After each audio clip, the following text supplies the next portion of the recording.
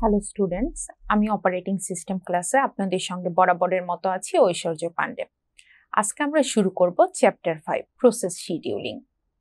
আসুন তাহলে process scheduling এ আউটলাইনগুলি আমরা এক নজরে দেখে নিই।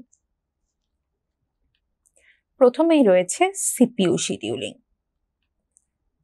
সিপিইউ শিডিউলিং ক্রাইটেরিয়া, শিডিউলিং এর অ্যালগোরিদম, বিভিন্ন শিডিউলিং অ্যালগোরিদমের বর্ণনা, সিপিইউ শিডিউলার, ডিসপ্যাচার। এখন আমরা আলোচনা করব সিপিইউ শিডিউলিং নিয়ে। সিপিইউ শিডিউলিং এর মূল উদ্দেশ্য হচ্ছে একটি সিস্টেমকে যে কোনো প্রসেসকে ইফিশিয়েন্টলি রান করা এবং এই প্রসেসটিকে ফাস্টার ওয়েতে এক্সিকিউট করতে হেল্প করা। শিডিউলিং এর বর্ণনা: যখন একাধিক প্রসেস রানিং অবস্থায় যাওয়ার জন্য অর্থাৎ নির্বাহের জন্য প্রস্তুত থাকে, তখন অপারেটিং সিস্টেম নিজেই সিদ্ধান্ত গ্রহণ করে কোন প্রসেসটি প্রথমে নির্বাহ হবে। অপারেটিং সিস্টেমের যে অংশে এই সিদ্ধান্ত গ্রহণ করা হয় তাকে বলা হয় শিডিউলার। অর্থাৎ আমরা একটা কথা বারবারই রিপিট হয়, রেডি কিউ, আর একটা হচ্ছে রানিং। রেডি কিউ অর্থ এইখানে আমার প্রসেসগুলি এই কিউতে অবস্থান করে, যেই প্রসেসগুলি এক্সিকিউট হওয়ার জন্য ওয়েট করবে। এখন একটা রেডি কিউতে কখনো একটা প্রসেস থাকতে পারে না, রেডি কিউতে মাল্টিপল প্রসেস থাকতে পারে। রেডি কিউতে অবস্থানরত মাল্টিপল প্রসেসের মধ্যে কোন প্রসেসটি আগে এক্সিকিউট হবে এই ডিসিশনটি সাধারণত নেয় অপারেটিং সিস্টেম। অপারেটিং সিস্টেম এই ডিসিশন নেওয়াটাকে বলা হয় শিডিউলার। শিডিউলারের ওপর নির্ভর করে অপারেটিং সিস্টেম সিদ্ধান্ত নেয় কোন প্রসেসটি কখন এক্সিকিউট হবে। আমরা এখানে একটি ডায়াগ্রাম দেখতে পাচ্ছি। এই ডায়াগ্রামটি থেকে আমরা খুব সহজেই সিপিইউ শিডিউলিং বুঝতে পারবো। শুরুতেই আমার এখানে কি আছে, রেডি কিউ। আমরা দুই ধরনের কিউ এর কথা জানি, একটি হচ্ছে রেডি কিউ, একটি হচ্ছে ডিভাইস কিউ। রেডি কিউ হচ্ছে সেই কিউ যেখানে আমার প্রসেসগুলি লিস্ট থাকে, প্রসেসের লিস্টগুলি থাকে এবং এই লিস্টকে আমরা বলে থাকি লিঙ্কড লিস্ট। প্রসেসগুলি রেডি কিউতে অবস্থান করে এক্সিকিউট হওয়ার জন্য এবং তারা সম্পূর্ণ প্রস্তুতি নিয়ে রেডি কিউতে অবস্থান করে। সিপিইউ তাদেরকে এক্সিকিউট করার জন্য যে কোনো সময় পিক করতে পারে। রেডি কিউ থেকে আমার প্রসেসগুলি যাবে কোথায়, সিপিইউতে। সিপিইউ যদি ফুললি আমার প্রসেসটিকে এক্সিকিউট কমপ্লিট করতে পারে, যদি কোনো প্রকার কোনো ইন্টারাপ্ট না আসে, প্রসেস সম্পূর্ণরূপে কমপ্লিট হয়ে গেলে তখন আমরা সেই স্টেটটাকে বলি টার্মিনেট অর ইন্ড। প্রসেস কমপ্লিশন সম্পূর্ণ হয়ে গেলে আমরা তাকে টার্মিনেশন বলে থাকি বা হচ্ছে ইন্ড স্টেট বলে থাকি।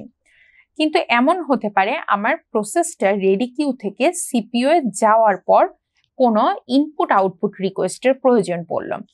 সেই ক্ষেত্রে সে কি করবে, ইনপুট আউটপুটের জন্য ওয়েটিং কিউতে যাবে। দেন ইনপুট আউটপুট রিকোয়েস্টটি সে কমপ্লিট করার পর এগেইন আইও থেকে সে যাবে রেডি কিউতে। রেডি কিউ থেকে ফার্দার সে সিপিইউতে যাবে। এর পরবর্তীতে হতে পারে সোয়াপ আউট। সোয়াপ আউট বোঝাচ্ছে যখন আমার কোনো একটা প্রসেস পার্শিয়ালি এক্সিকিউট হবে। পার্শিয়ালি এক্সিকিউটেড সোয়াপড আউট প্রসেস, যেই প্রসেসটা আমার পার্শিয়ালি এক্সিকিউট হয়েছে সেই প্রসেসটা সিপিইউ থেকে আমি সোয়াপ আউট করলাম। সোয়াপ আউট করার পর ফার্দার যখন আমি তাকে আবার রেডি কিউতে ব্যাক পাঠাচ্ছি তাকে বলে হচ্ছে সোয়াপ ইন। সিপিইউ থেকে তাকে নিয়ে যাওয়াকে বলে সোয়াপ আউট, ফার্দার রেডি কিউতে পাঠানোকে বলে হচ্ছে সোয়াপ ইন।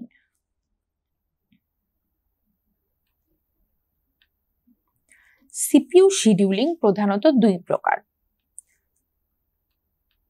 প্রথমটি হচ্ছে প্রিমটিভ শিডিউলিং এবং এর পরেরটি হচ্ছে নন প্রিমটিভ শিডিউলিং। আমরা এই দুই ধরনের সিপিইউ শিডিউলিং নিয়ে মূলত কাজ করে থাকি।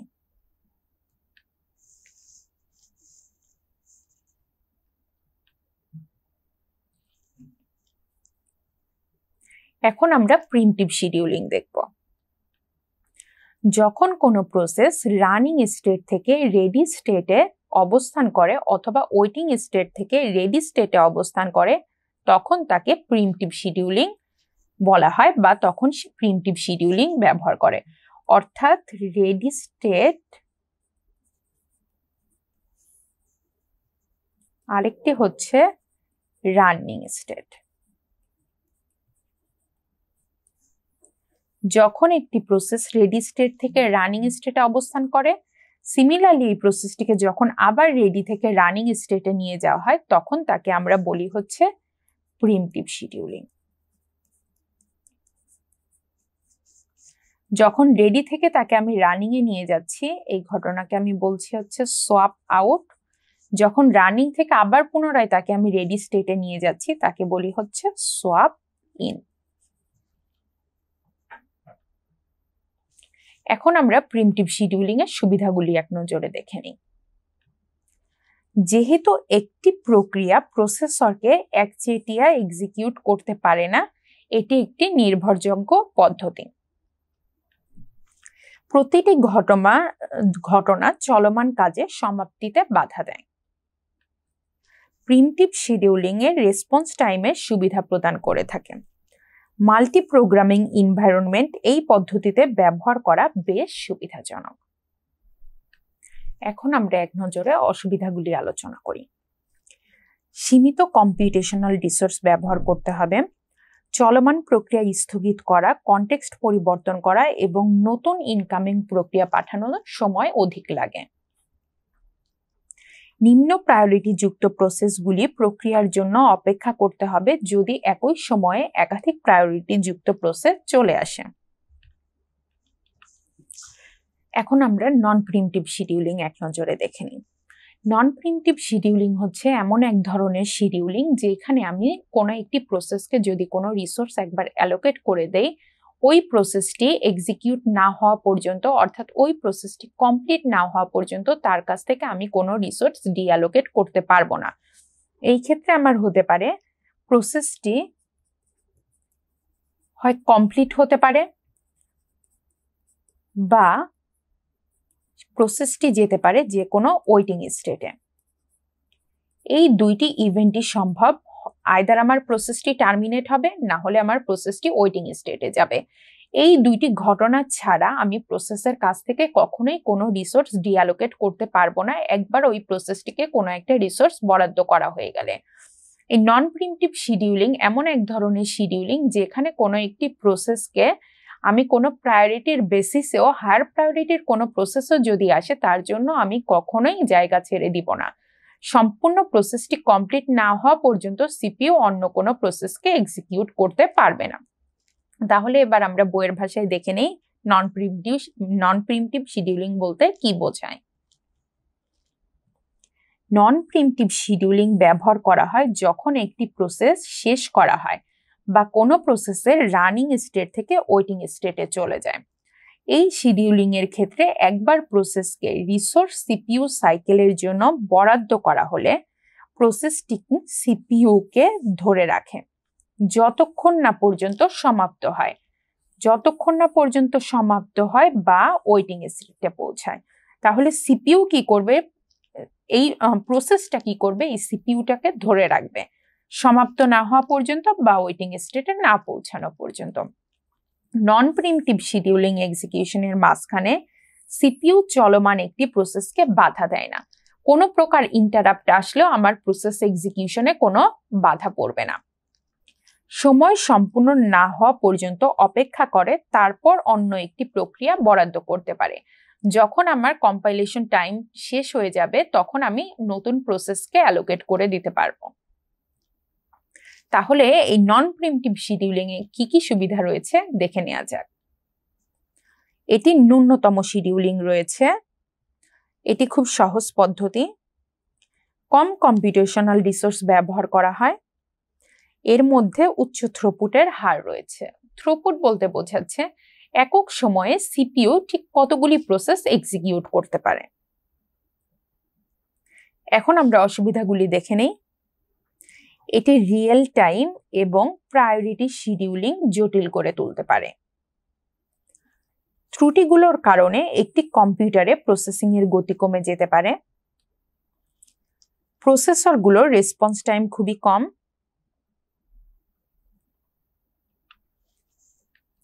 এখন আমরা আলোচনা করব শিডিউলিং ক্রাইটেরিয়া নিয়ে।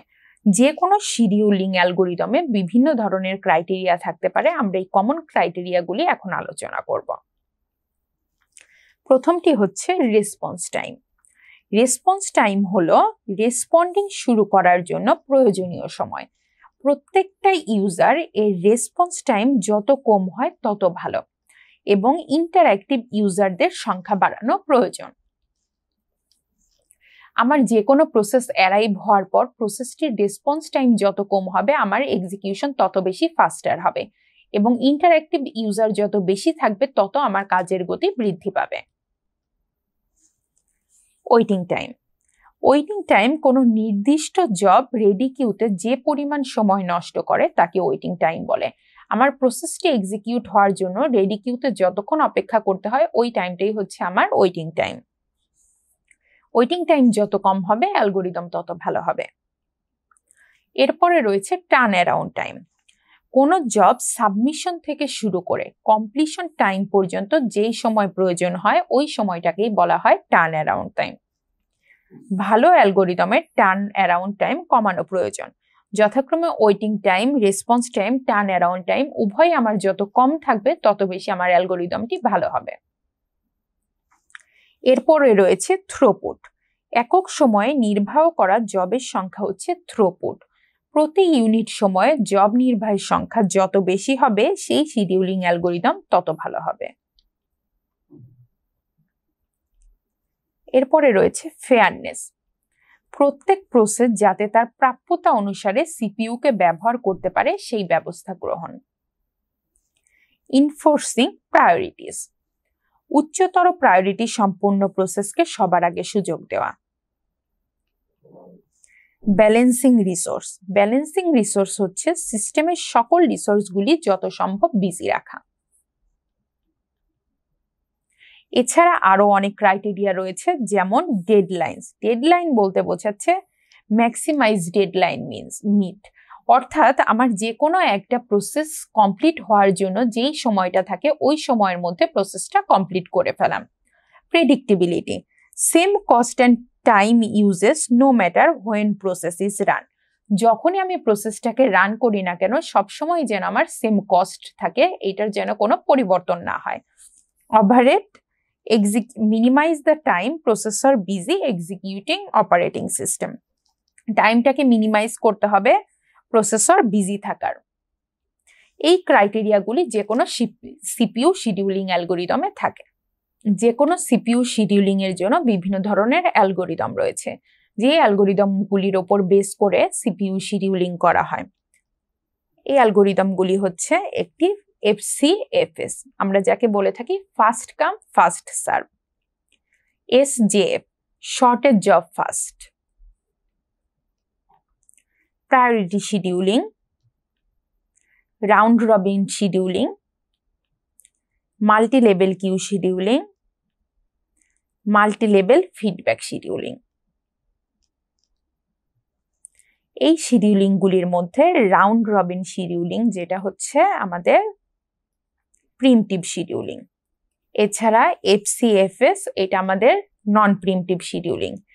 SJF এটা আমাদের প্রিমটিভ শিডিউলিংও হতে পারে, নন প্রিমটিভ শিডিউলিংও হতে পারে।